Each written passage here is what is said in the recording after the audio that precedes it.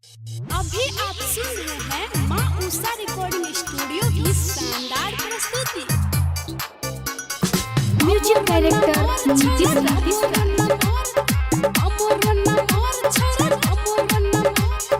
DJ तो नाच चिकन लहंगा उठा के अपन सामान छोड़ी सबके देखा गई। करब हो प्यार कोनी हमारा चिखा गई। रात भर मिले अब नंबर लिखा गे। 70 70 16 38 17 तो लिख ले। सच में हेरे लिखना हेरे हमरो नंबर छोरा जल्दी तो लिख ले।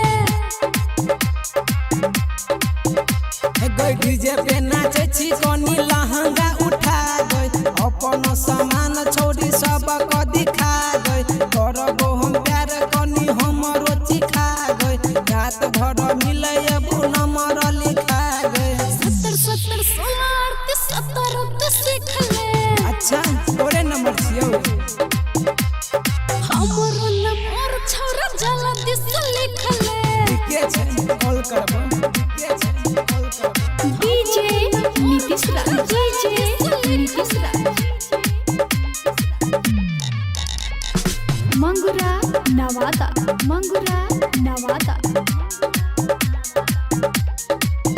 हेरे जबुला चिकाबै छी हम पतरी कमर। तोरी जैसे सब छोरा पीछा हमर। एते होइतिए के नाच जतो देहे बेचहर।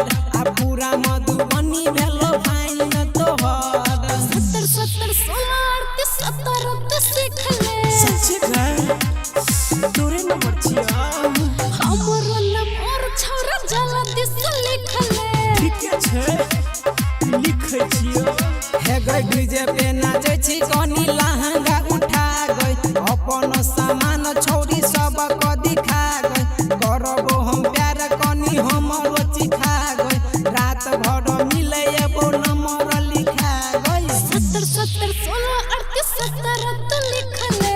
सही में हमरा तो डाउट लगे छै। हेरे हमरो नंबर छोरा जल्दी से सीख ले। अच्छा ई नंबर हमरा दिल में बस गेलो। डीजे नीतीश राज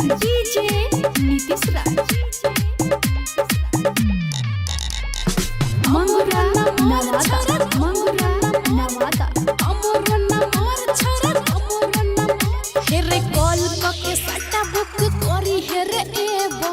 राइटर कमलेश तोरा मजा खूबे देबो। हे गई 500 1000 देबो कके छोड़ी लेस। छोरो तोने छोरा आई तोरा कमलेस। 70 70 16 38 17 तो लिख ले।